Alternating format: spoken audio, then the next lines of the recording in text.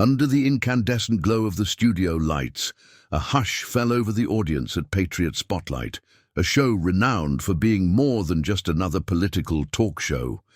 It was a crucible where the entertainment world often intersected with the sharp-edged arena of national discourse, promising not just dialogue, but sometimes an intellectual clash.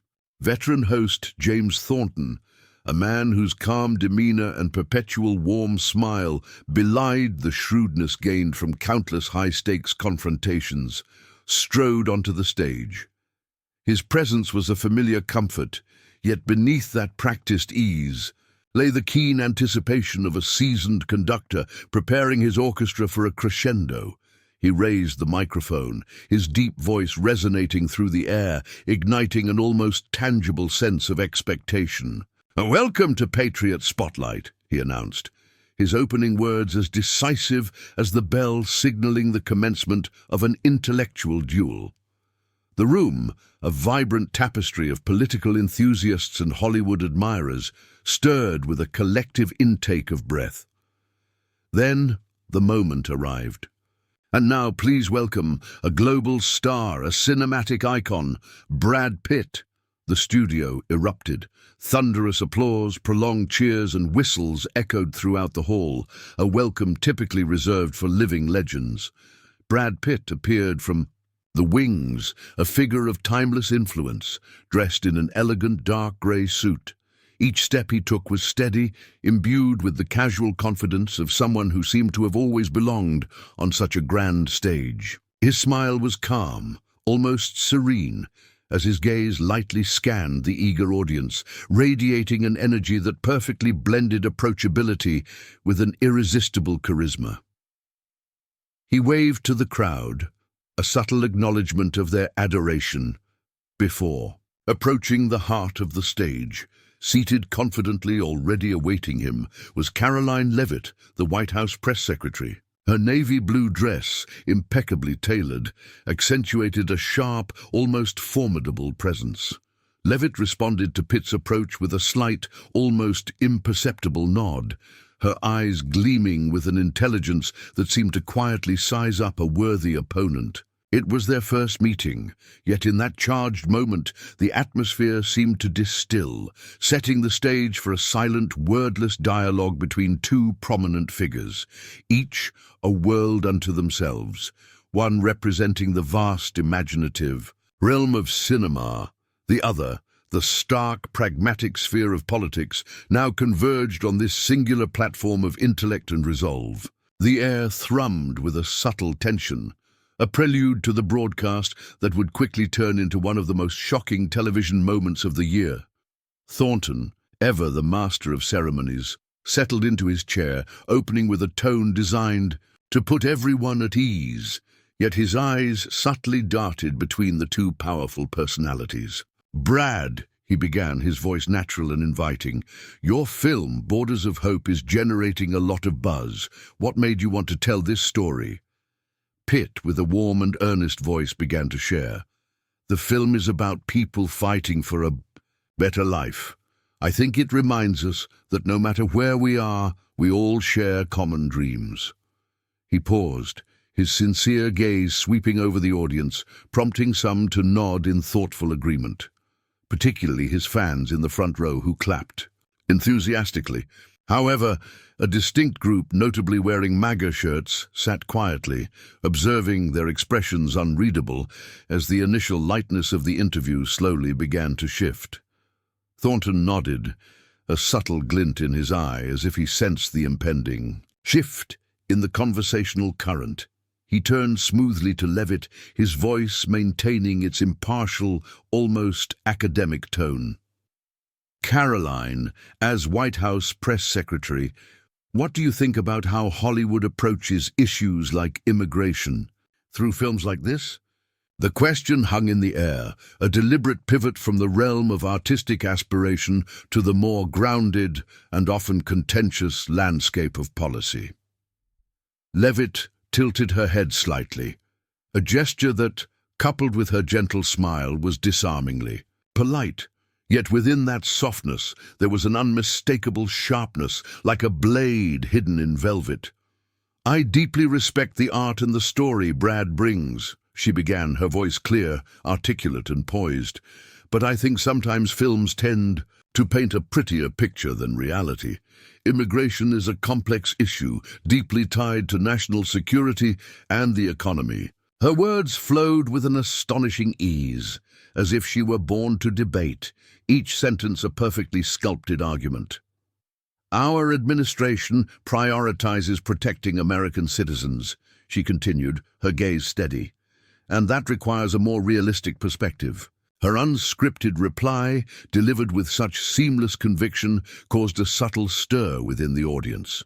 Some clapped lightly, notably the conservative group in the stands, their earlier quiet observation now replaced by faint nods of approval. Brad Pitt, who'd been listening intently, furrowed his brow, a momentary flicker of concern in his eyes.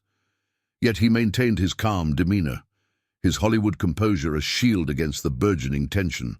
"I understand your point, Karoline," he replied, his voice even, almost gentle, consciously trying to steer the conversation back to a more amicable territory. "But I think films don't always need to address every political angle. They can touch the heart, inspire empathy, and sometimes that's what we need more than numbers." He offered a warm, hopeful smile, a genuine attempt to redirect the discussion toward a more positive, unifying note. But Leavitt's gaze remained icy, unwavering, as if she had already anticipated his move and was poised for her next strategic play. The warmth Pitt offered seemed to dissipate against her cool resolve. Sensing the deepening chasm between their perspectives, Thornton, ever the master mediator, interjected with an almost enthusiastic tone. "That's an interesting perspective, Brad. You say films touch the heart, while Karoline emphasizes reality. Is there a way for these two perspectives to meet?" His question, delivered with the precision of a surgeon, was like a stone dropped into a still lake, sending ripples of anticipation through the studio air. Leavitt responded immediately, without a flicker of hesitation. "I think art and politics can meet," she asserted, her voice sharp but devoid of hostility. "But only if both sides are willing to face the truth. Hollywood has immense influence, but that influence needs to be used responsibly." Her eyes locked onto Pitt, a direct, unwavering stare that wasn't challenging in an aggressive way, but carried enough weight to make him visibly feel the gravity of her words. Pitt nodded, a hint of unease now undeniably flickering in his eyes. "I agree that responsibility is important," he conceded, his voice slowing slightly, as if he were carefully choosing each word to avoid further entanglement. "But art doesn't always need to carry the burden of politics. Sometimes it just needs to tell a story."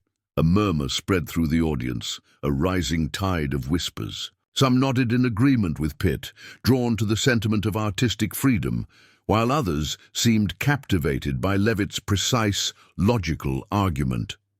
Thornton smiled, his eyes gleaming with a quiet satisfaction, as if he knew the discussion was inexorably heading into a far tenser and more compelling turn. "Let's dig a little deeper," he said, his voice lowering, a subtle signal that the preliminary exchanges were over, and a new, more profound round of intellectual sparring was about to begin.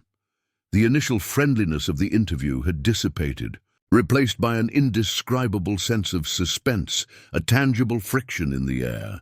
The atmosphere in the studio grew heavy, like a cold breeze sweeping through, sending subtle chills through the audience. The initial cordiality of the interview had entirely given way to an indescribable sense of suspense, a palpable tension that hummed in the air.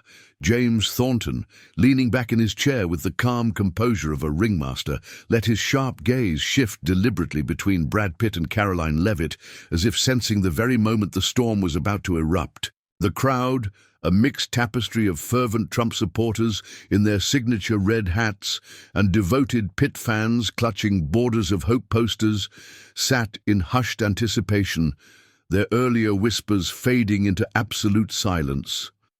Thornton's voice rang out low but remarkably sharp, like a conductor signaling the climax of a complex symphony.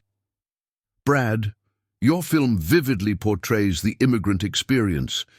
Do you think it can shape how people view border security policies? Karoline, what's your take on this? The question, delivered with surgical precision, was designed to pierce through the earlier pleasantries and expose the fundamental ideological chasm between them. Leavitt tilted her head slightly, her lips curving into a faint, almost predatory smile, but her eyes remained as sharp as a blade, betraying the mental agility of someone sizing up an opponent on an invisible chessboard. With no script, no visible notes, and certainly no preparation, she responded with astonishing ease, each sentence carved from instinct and honed by countless debates. Art can stir emotions, and that's a great strength, she began, her voice calm yet commanding, each word ringing clear like a bell through the charged silence. But border security policy isn't just about emotions. It involves protecting communities, managing resources, and ensuring fairness. For example, uncontrolled immigration can strain public services, schools, hospitals, jobs. Last year, over 2 million border crossings overwhelmed local communities. Hollywood has its perspective, but it often overlooks these realities. Her words, though unscripted, were compelling and tightly argued, prompting emphatic nods from the conservative audience and a smattering of claps from a dedicated corner of the stands. Pitt shifted slightly in his chair, a subtle clenching of his jaw betraying a rising tension, though his face admirably retained its calm composure. He ran a hand through his hair, a small, unconscious gesture that nonetheless revealed a flicker of unease beneath his celebrity veneer. "I hear you, Karoline," he replied, his voice low but tinged with a defensive edge. "But Borders of Hope isn't trying to solve political debates. It's about people, families torn apart, dreams left unfinished. If we only focus on numbers, we might forget those human stories." His words were sincere, charged with a raw emotion that sparked a wave of applause from his loyal fans, the sound echoing like a rallying cry. But the conservative audience remained still, arms crossed, their eyes fixed unwaveringly on Leavitt. Thornton, ever the impartial moderator, seized the chance to dig deeper, to push the boundaries of the discussion. A deeply emotional perspective from Brad and a grounded stance from Karoline, he observed, his voice enthusiastic yet meticulously neutral. "Let's broaden this a bit. Karoline, how do you think Hollywood's freedom of expression impacts political discussions?" "Brad, would you like to respond?" The question sparked like a flash of lightning, leaving the audience holding its breath, awaiting the guests' reactions to this direct challenge on the very nature of influence and responsibility. Leavitt's smile widened, a slight but meaningful expression, as if she had just spotted an opening to press forward. "Freedom of expression is the bedrock of our society," she stated, her voice clear and brimming with confidence. "But with that freedom comes responsibility. Hollywood has the power to shape public opinion, and when films oversimplify issues like immigration, they can lead the public to misunderstand the tough decisions leaders have to make. I think there needs to be balance. Art can inspire, but it shouldn't obscure the truth." Her words, though unscripted, felt like a concise, powerfully argued speech, prompting enthusiastic applause from the conservative crowd, while Pitt's fans began to murmur, a low hum of discontent rising. Pitt took a deep breath, his gaze flickering momentarily to Thornton before he responded. "I agree that responsibility matters," he said, his voice deliberate as if weighing each word with extreme care. "But art doesn't always have to carry a political burden. It can just be a story, a way to connect people. If we demand every film reflect policy, we might lose what makes art special." He looked out at the audience, seeking empathy, and some nodded, clapping lightly. But Leavitt remained unfazed, her eyes sharp, already ready for the next round of intellectual combat. Thornton leaned forward, his eyes glinting with curiosity. "Fascinating," he said, his voice lowering, guiding the conversation to an even more intense turn. "Brad, you say art connects people. Karoline, you emphasize responsibility. Is there a way for these perspectives to align?" The question was like a small flame, igniting the already palpable tension in the studio to an almost unbearable degree. Leavitt responded swiftly, her voice sharp but not hostile, cutting through the murmuring audience like a perfectly honed blade. "Alignment is possible," she declared, her eyes locking onto Pitt's, "but only if both sides are willing to face reality. Hollywood has influence, but that influence should be used consciously, not just to tell stories, but to foster understanding." Her gaze held his, not challenging but weighted enough to make him feel the full force of her words, a subtle pressure that seemed to squeeze the air out of the studio. Pitt tightened his grip slightly on the armrest of his chair, his knuckles turning white, his eyes scanning the audience where whispers were growing louder, a discordant hum that underscored his mounting discomfort. "I think we're getting off track," he said, his voice rising slightly, a clear attempt to pull the conversation back from the precipice of overt political debate, to return to the safe harbor of his artistic intentions. "My film isn't trying to preach politics. It just wants people to feel, to think, and maybe start a dialogue." But his words, though heartfelt and genuinely intended to diffuse the situation, lacked the persuasive edge of Leavitt's cool, unyielding logic. The emotional appeal he offered seemed to dissipate against her formidable precision. Alex Thornton, acting as the impartial arbiter, sat on the dividing line, his eyes gleaming with a controlled sharpness, his voice smooth yet magnetic. "We're at a fascinating crossroads," he began, as if opening the door to a new, even more intense intellectual battle. "Brad, Hollywood often shapes how the public views political issues. Does that ever go too far? Karoline, what's your take?" Leavitt sat upright, shoulders relaxed, her hands clasped on the table, signaling an absolute, unshakable focus. Without a script or any visible preparation, she responded with the innate confidence of someone born to debate, someone who saw the entire conversation as a calculated series of chess moves. "Hollywood has a rare power," she said, her voice smooth, yet each word honed to a razor's edge. "It can inspire, but it can also distort how the public sees things. Take immigration. When films only tell heartbreaking stories, they overlook real challenges, like the strain on border communities dealing with overwhelmed resources. Our administration isn't against compassion, but we believe policy needs to balance emotion and reason." Her words, like an arrow hitting its mark, drew roaring applause from the conservative audience, a thunderous ovation that momentarily drowned out the discontented whispers from Pitt's increasingly frustrated fans. Pitt took a long, shaky breath, his fingers tapping lightly on the armrest, an unconscious gesture that starkly revealed his rising tension. He leaned forward, his eyes trying to reclaim their initial confidence, to project the composure that was now visibly slipping.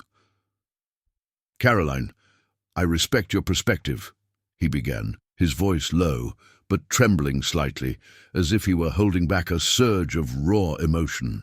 "But I think you're underestimating the power of storytelling. Hollywood isn't trying to write policy. We're telling human stories, what people go through. If Borders of Hope makes someone pause and see an immigrant as a person, not just a number, I think that's worth something." He looked out at the audience, seeking agreement, a visual plea for understanding. A few clapped, but the applause was scattered, tentative, as if the crowd was irrevocably split by Leavitt's undeniable pull. Thornton, with the keen instincts of a seasoned host, saw the perfect chance to elevate the discussion to its apex.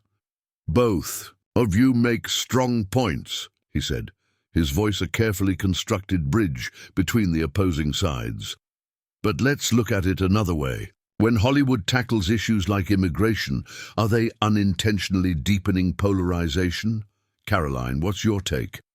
The question was like a stone tossed into a still lake, sending ripples through the already taut atmosphere, pushing it to its breaking point.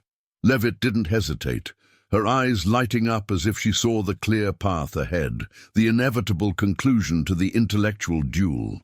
"Polarization happens when we only hear one side," she replied, her voice steady, like a lighthouse in a storm, cutting through the rising murmur of the audience. "Hollywood has free speech, and I support that. But when films repeatedly portray our immigration policies as inhumane without mentioning the reasons, like protecting national security or supporting American workers, they contribute to division. A film can move hearts, but if it ignores the truth, it can lead people to misunderstand what's really happening." Her words, like a rushing current, swept up the conservative audience's approval. They burst into resounding applause, while Pitt's fans began shaking their heads, some whispering objections, their idol visibly cornered. Pitt tightened his grip further, his gaze flickering desperately to Thornton as if searching for an escape, a lifeline from the intellectual trap he found himself in. "I don't think Hollywood's trying to cause division," he said, his voice now noticeably higher, tinged with unconcealed frustration. "We make films to spark dialogue, to get people questioning.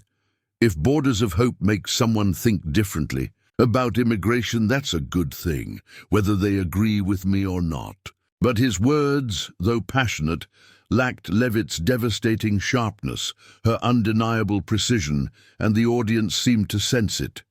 Some of his fans clapped, but the applause faded quickly, overshadowed by the resonant silence from the other side. Leavitt responded, her voice still calm, but each word now like a needle pricking at Pitt's increasingly fragile argument. "Dialogue is important, Brad," she said, her eyes locking onto his. "Not challenging, but inviting deeper, more honest thought. But dialogue requires honesty. If Hollywood only tells half the story, like the struggles of immigrants, without mentioning the challenges faced by receiving communities, it's not dialogue, it's veiled propaganda. Our administration wants a real discussion, grounded in both heart and reason." Her words, like a strong, sudden gust, prompted the conservative audience to stand in a roaring applause, their enthusiasm completely overwhelming the studio. Pitt's fans fell silent, some shaking their heads, their faces etched with worry for their idol. Pitt frowned, his eyes wavering, as if struggling desperately to find a coherent, impactful response. "I don't agree that it's propaganda," he managed, his voice now distinctly tinged with sharpness, the last vestiges of his patience wearing thin. "We're not trying to tell anyone what to think. We just want to tell a story. And if that story makes people feel something, that's enough." But his words, though sincere, simply couldn't match Leavitt's precision, her unassailable logic, and the audience seemed to sense the growing, unbridgeable gap between them. Alex Thornton, maintaining a composed exterior, but with eyes glinting, with barely contained curiosity, leaned forward, his voice smooth yet magnetic, like a breeze stoking the dying embers into a final dramatic flame. "Brad, Karoline, we've talked a lot about art and responsibility, but is Hollywood, with its influence, harming political discussions by only telling one side of the story?" The question was like a sharp knife, cutting unexpectedly into the already strained air, causing Pitt to pause, a visible jolt passing through him. He sat up straight, hands on his thighs, but his fingers trembled slightly, as if trying to suppress an overwhelming wave of emotion. He cleared his throat, his eyes scanning the audience, searching, before finally attempting to respond. "I don't think Hollywood is causing harm," he said, his voice carrying a hint of defiance, like someone backed into a corner, his frustration boiling to the surface. "We make films to tell stories, to make people think. If Borders of Hope gets someone to question immigration, that's a positive thing. I'm not here to write policy, but to touch hearts." His words, though passionate, sounded more like a desperate defense, and the applause from his fans was faint, overshadowed by the resonant silence from the conservative crowd. Leavitt, with the calm assurance of someone in complete control, responded immediately. She sat upright, hands relaxed, but her eyes blazed like an unquenchable fire, unwavering. "Brad, I understand your point about the power of stories," she said, her voice gentle but sharp as a finely honed blade. "But when Hollywood only tells one side, like the immigrant story without mentioning the Americans affected by lax policies, it's not fostering reflection, it's steering thought.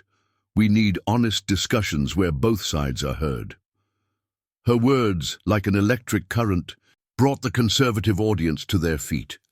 Their applause echoed triumphantly through the studio, while Pitt's fans fell silent, some shaking their heads in utter frustration, their idol visibly losing ground.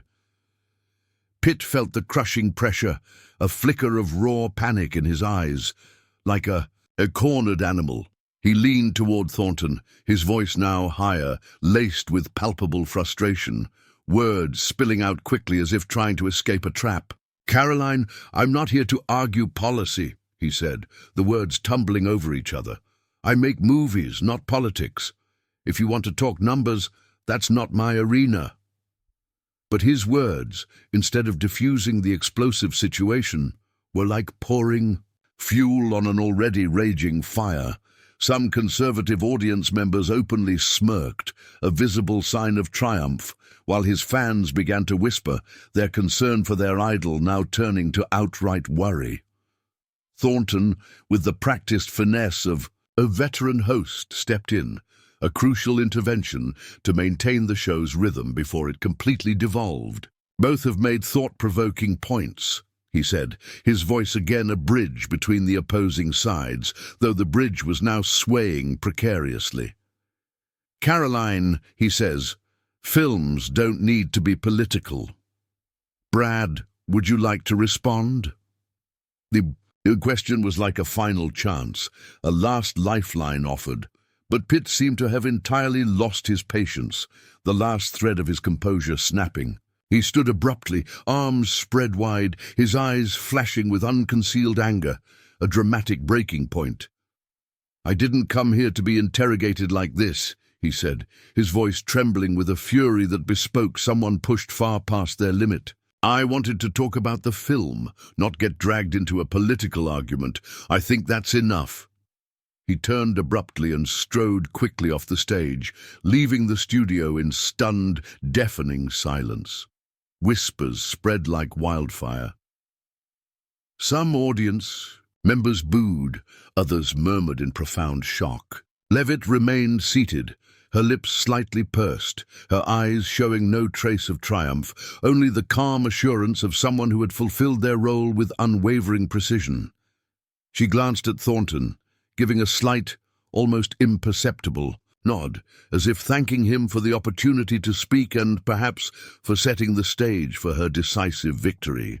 The studio, moments ago a crucible of intellectual combat, was now plunged into a stunned silence, broken only by the rising tide of whispers and the occasional incredulous gasp. Brad Pitt's hurried footsteps echoed down the cold, tiled hallway. Backstage, his abrupt exit leaving a palpable vacuum on the set, Alex Thornton, ever the composed professional, stood center stage, his face calm, yet his eyes glinting with a quiet satisfaction, like someone who had just perfectly directed a gripping drama to its unforgettable climax. He gestured subtly to the production team, already accustomed to the unexpected twists of live television, signaling them to manage the now chaotic scene. The audience, a mixed tapestry of allegiances, now began to rise from their seats, a chaotic scene of murmuring shock and fervent debate. Whispers spread like waves crashing on a shore as many discreetly, or not so discreetly, pulled out their phones, fingers swiping quickly, They posted short videos to social media, capturing the raw, unscripted moment with captions that immediately began to define the narrative. Brad Pitt walked off after failing to counter Karoline Leavitt. Pitt couldn't respond and ran. The digital world, ever hungry for sensation, immediately became the second, more expansive battleground. Backstage, Pitt paused in the green room, hands on his hips, breathing heavily, the remnants of his anger still visibly clouding his features. His team, a small entourage including his manager and assistant, rushed to his side, their faces etched with concern, trying to soothe the agitated star. "Brad, you did your best," an assistant offered, their voice trembling slightly. But Pitt just shook his head, his eyes clouded with frustration and a hint of self-reproach. "I didn't come here to argue politics," he said, his voice low, almost as if he were trying to convince himself more than his team. "I just wanted to talk about the film, but she was too sharp." His manager, a middle-aged woman with her hair neatly tied back, placed a reassuring hand on his shoulder. "We'll handle this. The public will understand you didn't want to get bogged down in politics." But Pitt only nodded weakly, his gaze distant, his mind clearly replaying the searing confrontation. The car was already waiting, ready to spirit him away from the charged atmosphere of the studio, but the story, like a fire just ignited, was only beginning to spread. Meanwhile, Karoline Leavitt remained in the studio, a picture of calm confidence. She stood beside Thornton, exchanging a few brief words, her navy business suit lending her an elegant poise, yet radiating an undeniable charisma that seemed to draw all eyes. "Thank you for a fair stage," she said, her voice soft but her eyes gleaming with quiet triumph. Thornton smiled, tilting his head in a gesture of genuine respect. "You really made the audience think," he replied, his tone sincere. "That's what we want at Patriot Spotlight." Leavitt nodded, without a hint of arrogance, as if the debate was merely another part of her daily work, another successful engagement. An assistant nearby glanced at their phone, their face lighting up. "And Pitt off is trending." Leavitt gave a faint smile, offering no comment, but her eyes betrayed a quiet satisfaction. The audience, now spilling into the studio's grand lobby, continued their heated debates, the energy of the confrontation reverberating through the marble halls. A group of Trump supporters near the exit loudly praised Leavitt. "She spoke the truth!" a middle-aged man shouted, holding a coffee cup, his face flushed with triumph. "Hollywood acts like they know everything, but—" Leavitt showed them. Across the room, Pitt's fans held their ground, fiercely defending their idol. A young woman in a T-shirt emblazoned with Pitt's Fight Club image turned to her friend, her voice full of frustration. Brad just wanted to talk about his movie, but they kept pushing him into politics. She was too aggressive. Another chimed, in voice lower, more contemplative. She wasn't aggressive, just too smart. Brad wasn't ready for this. The argument spread like ripples across water, mirroring the deeper ideological fissures already present in the nation.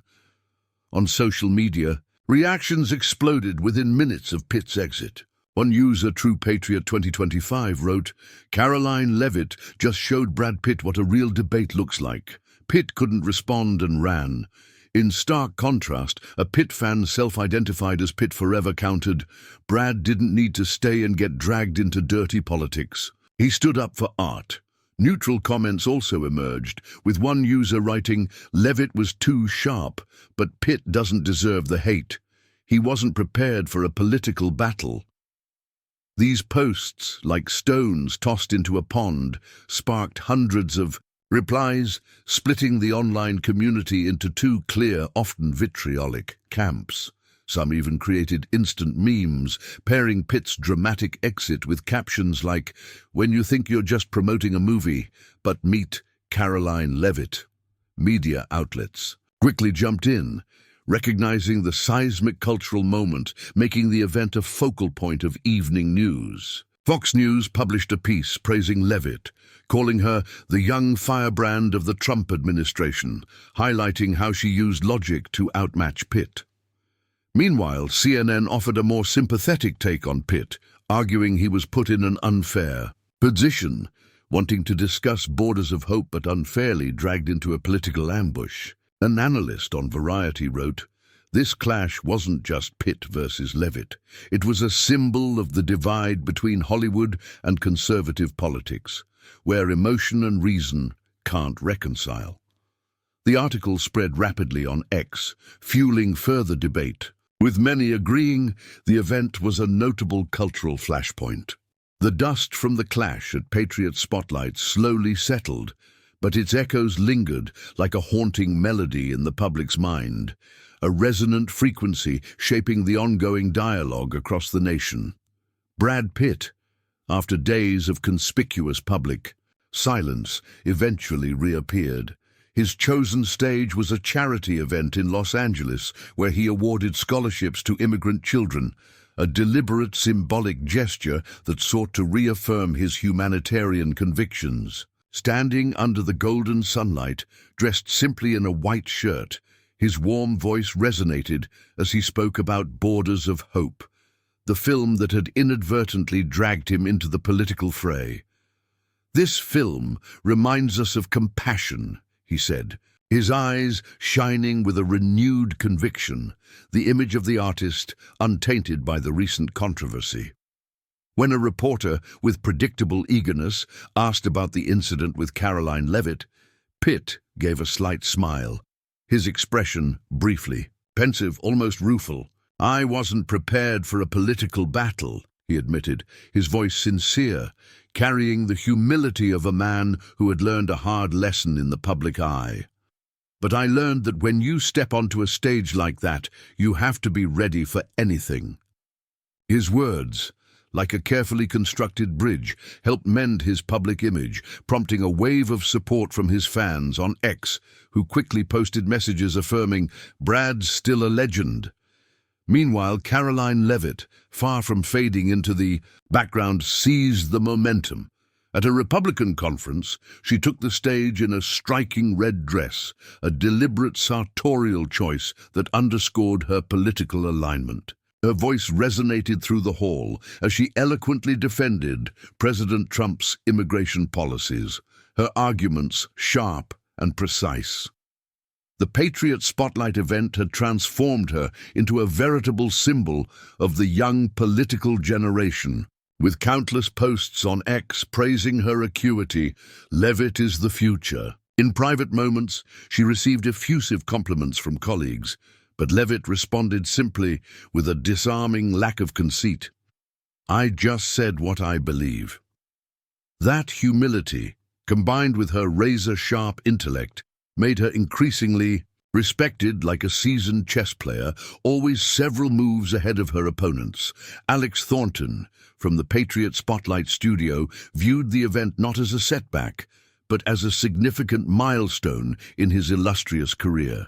In a later broadcast, his eyes locked firmly on the camera, he declared with unwavering resolve that the show would continue inviting opposing figures to spark candid discussions. "We don't want drama. We want truth," he said firmly, his voice resonating with conviction.